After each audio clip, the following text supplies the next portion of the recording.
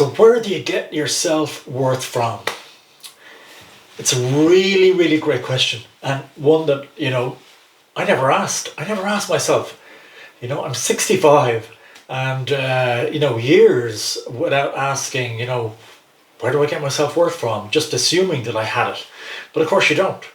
So in this video I'm going to tell you where we get our self-worth from in psychological terms, and even just bringing awareness around it, because in our society it's not something we focus on, and it has disastrous consequences. I covered them with my mentoring clients and in my courses.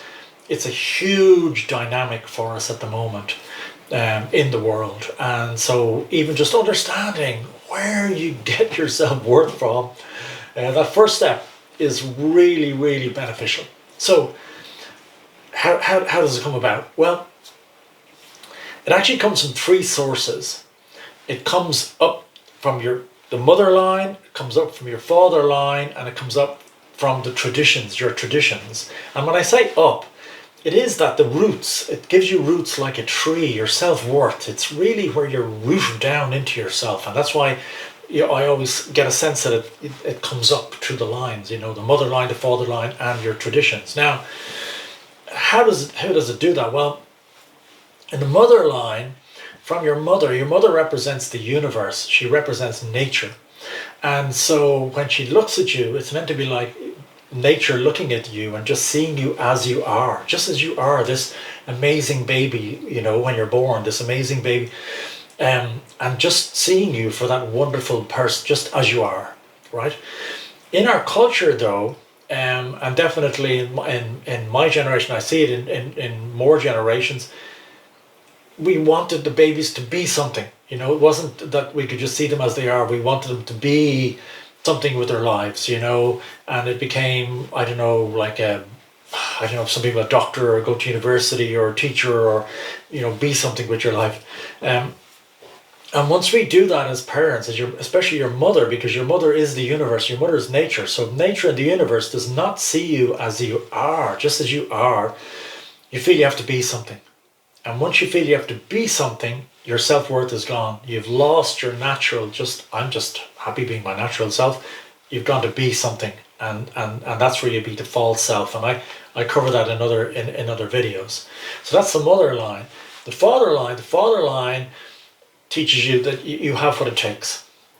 And we've lost that transmission. We've lost the knowledge that we need to transmit that as fathers.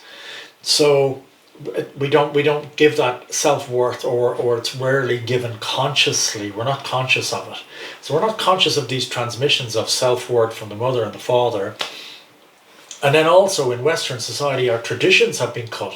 So, I wanted to be, growing up, I wanted to be modern. I wanted to be, with music, and, my friends and I wanted to be modern. And so I cut my traditions for Irish language and, going back into the traditions in Ireland. I rebelled against that. And so I cut the roots into my traditions that would have given me self-worth as well, whatever that tradition is. And it could be different traditions for you. It doesn't have to be your own tradition, but there could be other traditions that you can get your self-worth from. So in those three lines coming up, if I describe it like this, you have these three lines coming up from the mother, from the traditions from your father.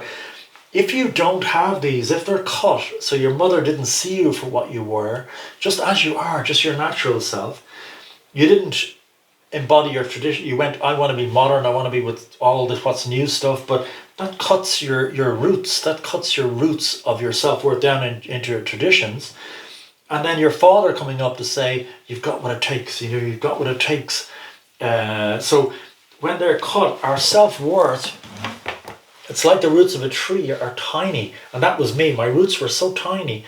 And then I tried to develop this trunk. But of course, it's really difficult on small roots. So it's taken time to go back into those places and heal the lines, heal the line to my mother, heal the line to my father, and heal the line into my tradition. So I feel like this huge tree now, And it's not our parents' fault. It's not like I did it, to my children. You want them to be something. You don't understand the transmissions of this self-worth.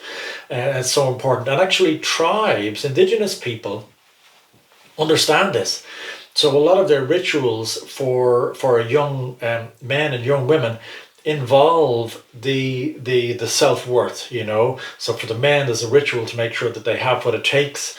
They're separated away from the mother, but also the mother sees them as nature, sees them as this just gorgeous baby, because the indigenous people live with nature. They're just in the, when I live with them in the forest, they're just in nature. So they have those links to their self worth. It's not, I mean, it's not perfect, but, and obviously they're being picked up with progress now, modernity. They're losing those things. So we have to think of them consciously again.